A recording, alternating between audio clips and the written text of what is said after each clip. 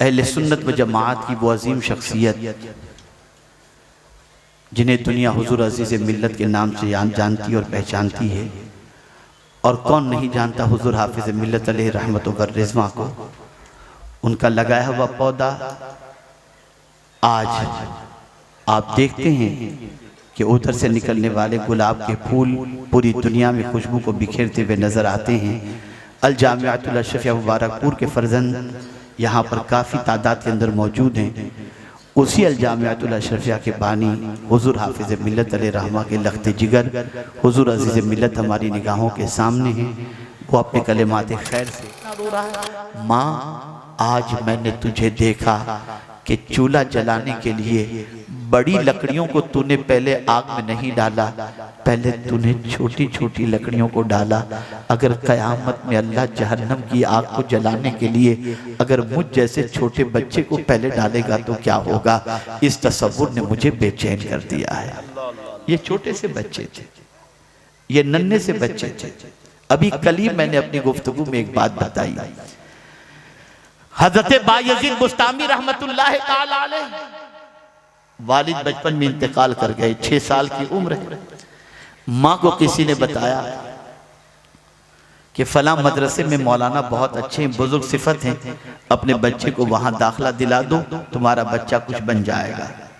माँ हाथ पकड़ती है, बच्चे को लेकर जाती है। बुजुर्ग अर्ज करती है कि इनके वालिद का इंतकाल हो गया है और मैं इसे लेकर आपकी खिदमत में इसलिए हाजिर हुई हूँ कि आपका बड़ा नाम मैंने सुना है।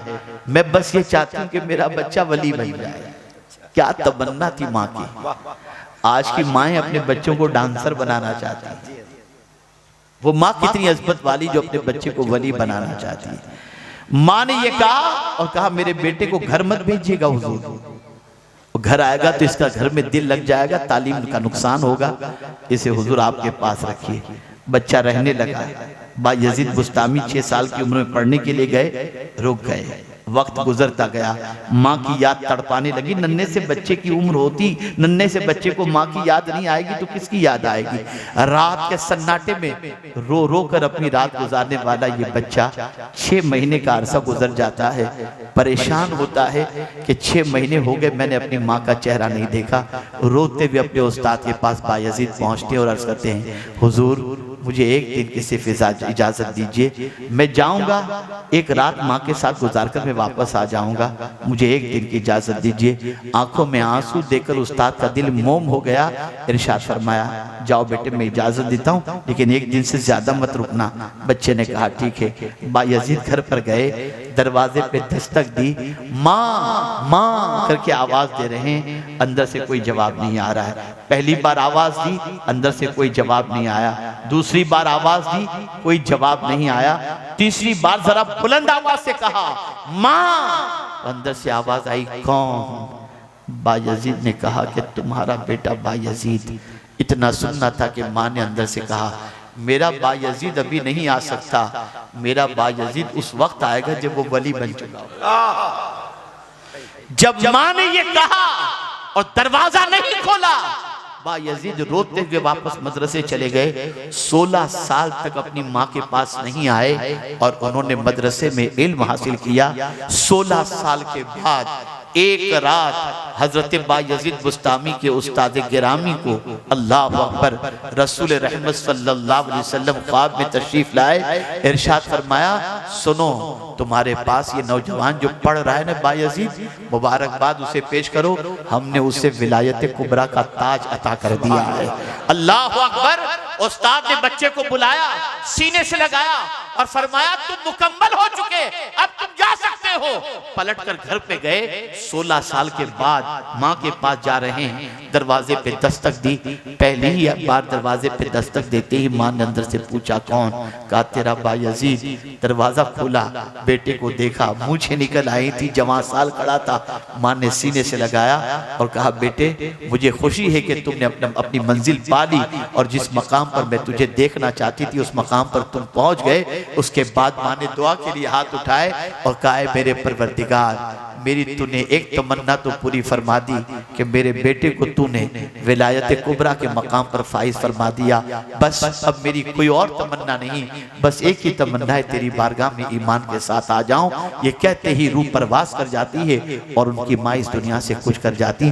वो माएँ थी जिनको अपने बच्चे की तरबियत की इतनी फिक्र थी। नादानो, तुम्हारा बच्चा गलियों के अंदर गली गुल्ली डंडे खेल रहा हो, तुम्हें इसकी फिक्र नहीं होती। नंगा नाच कर रहा हो, तुम्हें इसकी फिक्र नहीं होती। डांस कर रहा हो, तुम्हें इसकी फिक्र नहीं होती। तुम कब अपने बच्चों के बारे में फिक्रमंद होगे? बदलो अपनी सोच को, बदलो अपने अफकार और नजरियात को। एक अच्छा इंसान बनाओ, एक अच्छा मुसलमान बनाओ, खुद भी परफेक्ट बनो, अपनी औलाद को भी परफेक्ट बनाओ। और दो चीजें अगर तुमने इख्तियार कर ली तो अल्लाह मखलूक के अंदर तुमको मुमताज पोजीशन अता फरमा देगा। और वो दो चीजें ये हैं, ईमान और अमल सालेह। अमल सालेह से मुराद इबादत, मुआमलात और अखलाक। इबादत में भी तुम पंक्चुअल, मुआमलात के अंदर भी तुम पंक्चुअल हो जाओ और इसी के साथ तुम्हारे अखलाक भी अच्छे हों। एक चीज नहीं कि 5 वक्त की नमाज भी पढ़ो, जैसा कि आज होता है कि बहुत सारे नमाज भी पढ़ते हैं, 5 वक्त की नमाज पढ़े और रात को जाकर के गाने देख रहे हैं, गजलें देख रहे हैं, पिक्चर देख रहे हैं। हज करके आए कोई जिंदगी में फर्क नजर नहीं आता।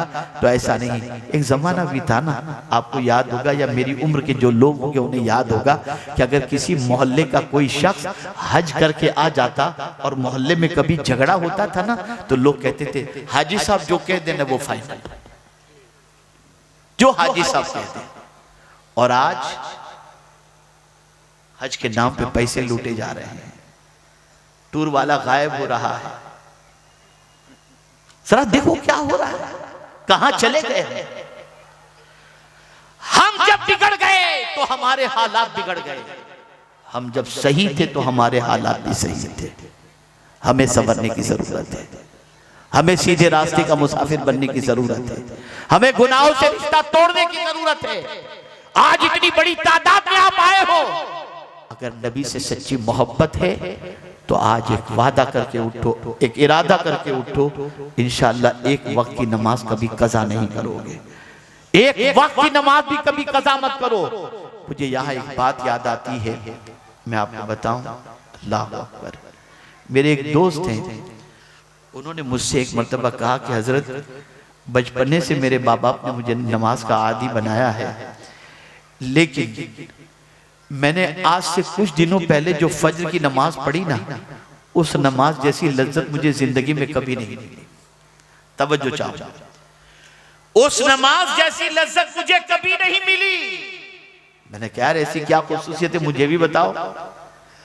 उन्होंने कहा मेरी आंख खुली तो मैंने घड़ी में देखा कि तुलुए आफताब के अंदर 7 या 8 मिनट बाकी थे।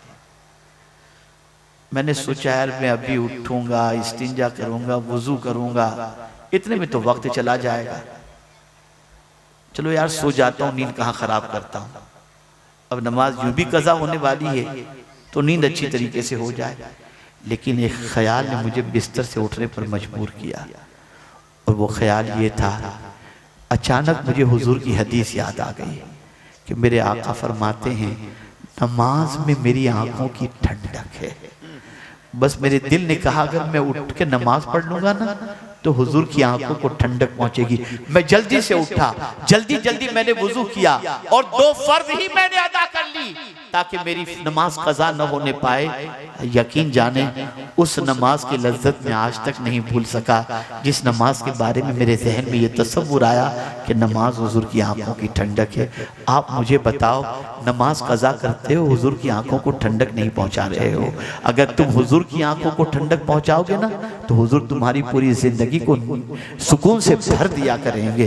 कितने ताज्जुब की बात है, जो रसूल पूरी रात अपनी उम्मत के लिए रोते रहे, आज उसी रसूल के उम्मती पूरी रात गंदी पिक्चर देखने में खर्च कर क्या कर रहे हैं? सुन्नी दावत इस्लामी का इज्तिमा तफरीह के लिए नहीं होता। सुन्नी दावत इस्लामी का इज्तिमा नामवरी के लिए नहीं होता। सुन्नी दावत इस्लामी का इज्तिमा भीड़ भाड़ इकट्ठा करने के लिए नहीं होता, शोहरत के लिए नहीं होता। सुन्नी दावत इस्लामी का इज्तिमा एक ही मकसद के लिए होता है, जो खुदा से दूर हैं उनको खुदा से करीब कर दो, जो हुजूर से दूर हैं उनको हुजूर से करीब कर दो। हम बस यही चाहते हैं, गुनाह से रिश्ता टूटे और हुजूर से रिश्ता जुड़े। गुनाह से रिश्ता टूटे, खुदा से रिश्ता जुड़ जाए। आज से अपनी ज़िंदगी को तब्दील करो, आज से अपनी ज़िंदगी में इनकलाब लाने की कोशिश करो। मैं उम्मीद करता हूँ कि इंशाअल्लाहुल अज़ीम आज के बाद आप अपनी ज़िंदगी के बारे में गौर करेंगे, अपनी ज़िंदगी के बारे में सोचेंगे, सीधे रास्ते के मुसाफिर बनने की कोशिश करेंगे। इरादा तो 15 मिनट से ज़्यादा का कहने का नहीं था, लेकिन आपके ज़ौक़ समाअत ने मुझे बहुत ज़्यादा कहने के लिए जो है वो आमादा किया। मैं आपका मशकूर हूँ कि बड़ी संजीदगी के साथ आपने अभी तक मेरी गुफ्तगू समाअत फरमाई। बस इतना सुन लें, अगर कोई शख्स इशा की नमाज में सुस्ती करता है और फज्र की नमाज में सुस्ती करता है तो हुजूर फरमाते हैं सल्लल्लाहु अलैहि वसल्लम, मुनाफिक पर 2 वक्त की नमाजें भारी हैं, इशा की और फज्र की। और जो शख्स जानबूझ करके एक वक्त की नमाज कज़ा कर दे, अल्लाह उस पर से अपने दस्ते अमान को उठा लेता है।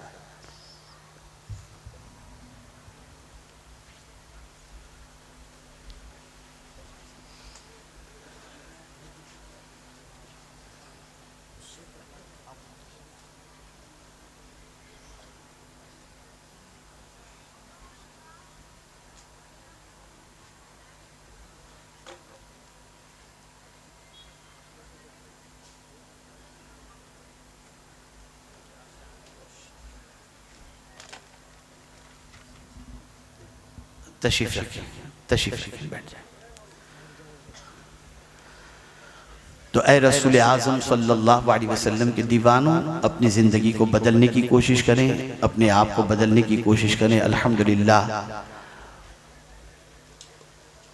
अहले सुन्नत व जमात की वो अजीम शख्सियत जिन्हें दुनिया हुजूर अज़ीज़ मिल्लत के नाम से जानती और पहचानती है, और कौन नहीं जानता हुजूर हाफिज़ मिल्लत अलैहि रहमत व रिज़वा को। उनका लगाया हुआ पौधा आज आप देखते हैं कि उधर से निकलने वाले गुलाब के फूल पूरी दुनिया में खुशबू को बिखेरते हुए नज़र आते हैं। अल जामिअतुल अशरफिया मुबारकपुर के फर्जंद यहाँ पर काफ़ी तादाद के अंदर मौजूद हैं। उसी अल जामिअतुल अशरफिया के बानी हुजूर हाफिज़ मिल्लत अलैहि रहमा के लख्ते जिगर हुजूर अज़ीज़ मिल्लत हमारी निगाहों के सामने हैं। वो अपने कलिमात खैर से आपको हमको सबको नवाजेंगे। बस मेरी यही गुजारिश है, आज से कुछ करने का जज्बा अपने अंदर पैदा करो, अपने आप को चेंज करने का जज्बा पैदा करो, अपने आप को रब से करीब करने का जज्बा पैदा करो।